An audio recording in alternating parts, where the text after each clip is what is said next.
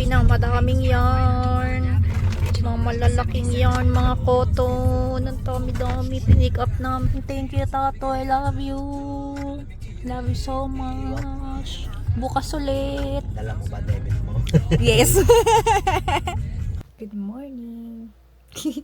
Ano ba? Friday. So, kahapon, Thursday, kakauwi lang, ay di, dinner time na nun, mga 7. Tapos may nakita si Papi sa marketplace na mga yarn for $30. Tapos sobrang dami. May mga naka-cone na sugar and cream. Parang tatlo yung nasa picture, hindi ko masyado nakita. Basta may tatlong naka-cone dun. Tapos may dalawang cake na mga ganito kalaki siguro sa picture. Sabi niya, kunin na daw namin. Di pumayag ako, tuwan-tawa ako. Tapos yung pala, yung mismong moment na yun, pupunta na namin, pipick upin na namin. Tapos sa St. Catherine's lang. So malapit lang, mga 16 minutes lang. Tapos nag-base na ako, nag-base na siya. Tapos punta na kami. So ito na yung mga yarns. Yan, pinick up namin isang bag. Isang bag na malaki. Ganyan kalaki. Tara! Laki, di ba? Ang daming laman. Di ko pa to nabuksan. Di ko pa nahalongkat yung nasa ilalim. Pero nakita ko na more than 3 yung naka-cone. Excuse me, Sky. Gonna show them my yarns. Excuse me. Pakita sa inyo yung first color. Charan! Anong bang tawag dito? Ayan. Lily Sugar and Cream. Tapos ang color name niya, Freshly Pressed. Yun ba yun? First time ko makagamit ng ganito. Kasi wala namang, parang, hindi ako mahilig sa gantong yarn kasi sa Philippines kasi ang favorite kong yarn, Indophil. Pero ang name ng kulay nito, Freshly Pressed. Yun, may white, may blue, green, then purple. Diba ang ganda? Diba, Sky? Kasi to, hinabol lang na to, yung kulay white. Nung on the way na kami, sabi ni Papi, pati daw yung hanapin daw, ay may inad daw siya na white, na cone. So, ayan. Ito naman, white lang. Pangalan niya white. Balalagay, lalaki kasi. Meron din tayong green. Green na may white. Na may parang yellow-green. Kulay naman ito ay key lime pie. Pie, as in buko pie. Ganda. Excited na akong gamitin. Tapos meron pa tayong, ito ay chocolate ombre. Parang siyang may, ano ba ito? Olive, brown, and white. Ganda, di ba? Sobrang dami pa nito. Nasaan ba yun? Yards. 400 grams. 674 yards. Ang dami. Bali, 4 cones. Ay, hindi. 5 cones pala. May black. Wow, black nga yung name niya. Oh, diba? May konting, lang, parang alikabok. Grabe! 5 cones. Okay na yung sa $30, diba? Ito yung naka-cake na nakita ko. Isang brown, o isang pink. Parang siyang chenille. Tapos puro may label pa. Ay, hindi. Yung dalawang yun, walang label. Ito may label. Ito naman, may buhok. Halatang matagal na, pero okay pa siya. Lion brand na cotton blend. Ang ganda. Pwede ito sa damit. 200 grams. Ocean breeze yung kulay niya. Ayan. Parang blue, purple, and green.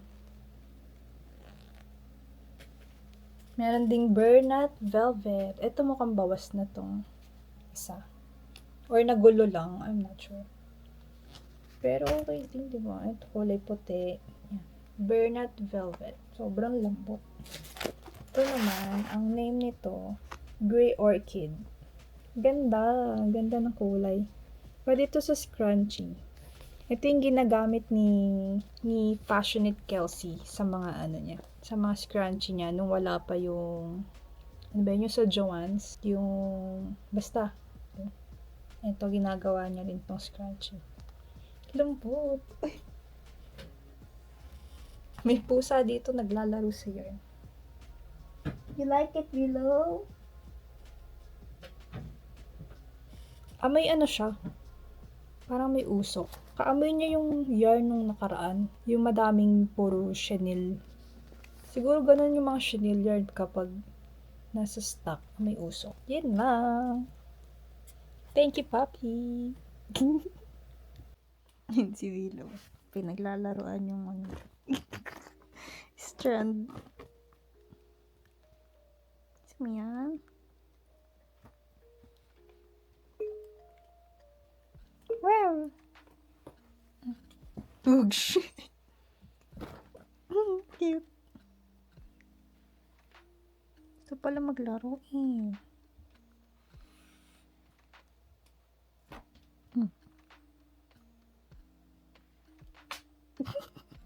Hinahampas.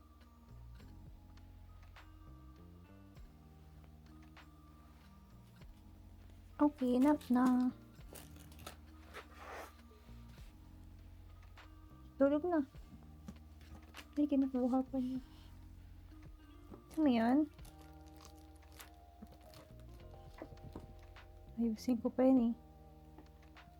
Yung isa dito sitting pretty. Hi, little girl. Sky. Hi. Hi, hi, hi. Hi. Look here.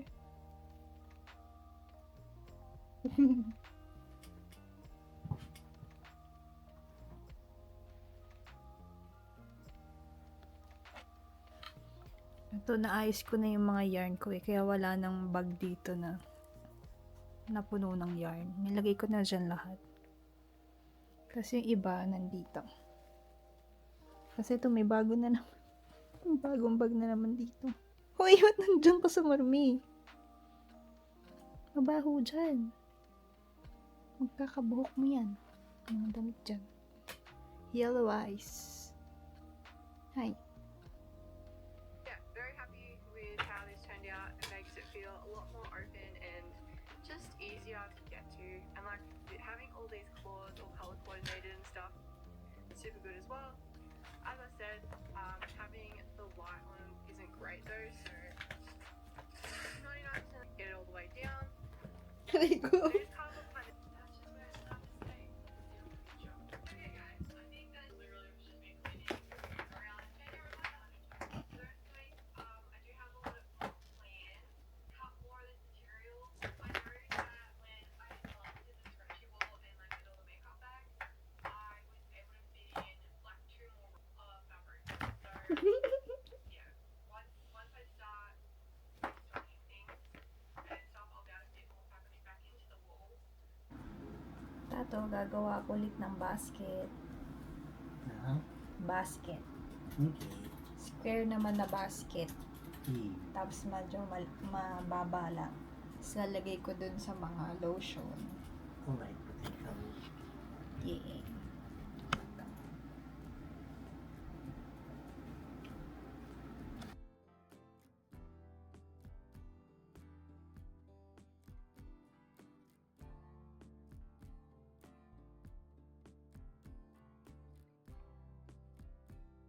Ito na yung progress natin.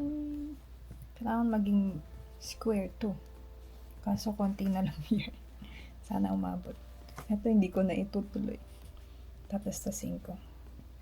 Kasi sobrang lambot niya. Baka hindi tumayo dito yung mga hook ko. Gagawin ko sanang mataas na ganyan para cup. Kaso baka hindi siya kayanin. Yun lang.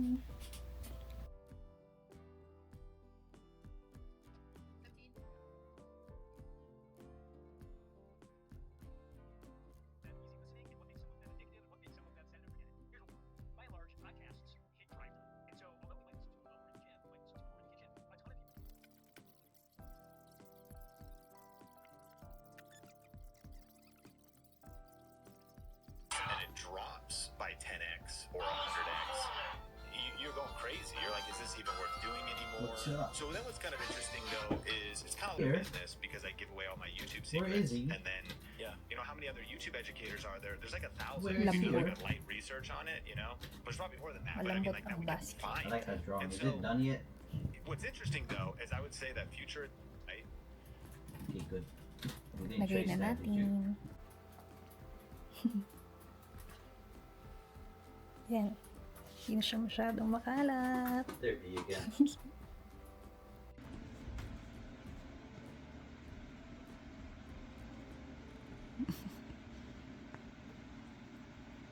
You guys playing?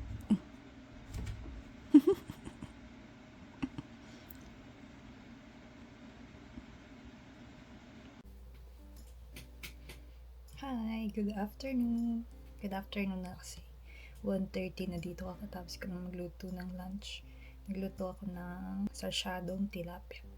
Yung mga tilapia na nilagay ko, fillet na. Kaso konti lang pala yun. Parang 4 slices lang. Pero dalawa siyang buo na ganyan. Magkakabit. So, ayun nga. Katapos lang ng basket. Dito. Hinihila ko. Makit kasi akong hagdan. Tapos, may share ako sa inyo kasi na-approve kami sa vendors market sa Fonthill. Sa Christmas pa naman to. Yung unang in-applyan ko na market sa ano yun eh. Sa may St. Catherine's lang. Kaso hanggang ngayon di pa rin kami binabalikan. Noong June or July ko pa yun in-applyan. Nag-send na ako ng email tsaka ng form. Wala pa rin. Pati yung sa chat. Kasi sa Facebook Marketplace ko lang yung nakita. Kasi ito naman, ads. Ang nag-post nito, Niagara Summer Market Series na Facebook group. Tapos na-approve kami. $70 yung per table. Mukhang legit naman kasi madami silang pictures. Kailangan ko nang mag-start gumawa ng mga stocks ng mga products para maipon na siya hanggang December kahit na ilang months pa ba yun. September, October, November. So, mga 3 months pa. Ang date niya ay Saturday, December 13. So, madami-dami pang time. Pero mas maganda kung madami na tayong maipon na products para madami tayong malagay sa table. Tapos, kailangan ko rin bumili ng mga pang-display yung organizer para maganda tignan yung table. Diba? Dahil dyan, unahin na natin tapusin yung mga whip natin. Wala. Dalawa na lang to. Meron tayong whips dito na 2 scrunchies at saka madaming mini coasters. So na yung ito, nahanap ko na. Gamitin natin itong mas malaki ng konti para sa scrunchie. Kasi medyo makapal to eh.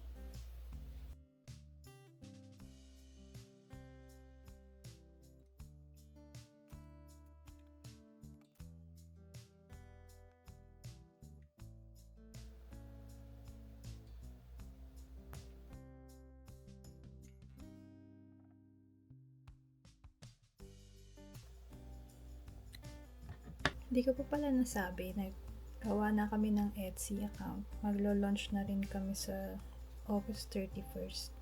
Ngayon 27 na. May nakalagay na ako doon na 3 items. Madami pa akong di nalalagay. Pero yun, sa 31, yung first drop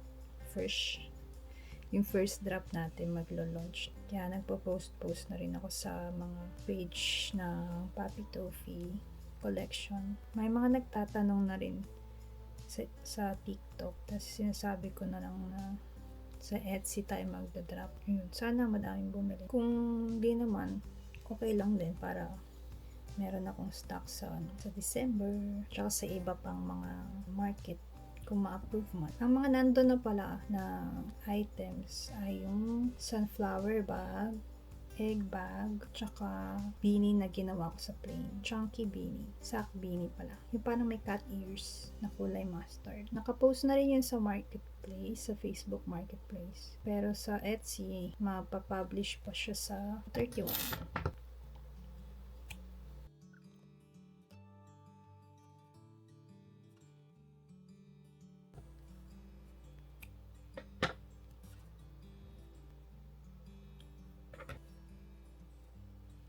Scrappy.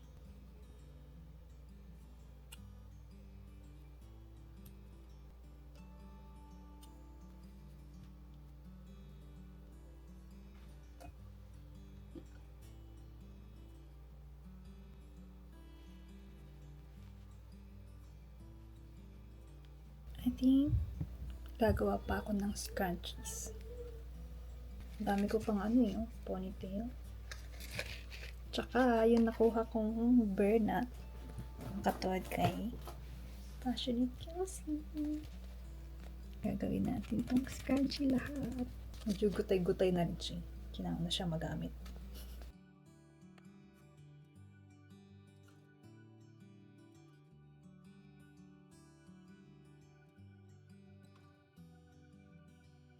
Alam mo, Mayor, hindi sana ako manggigil. Gagawa naman tayo ng basket na maliit para sa mga hook.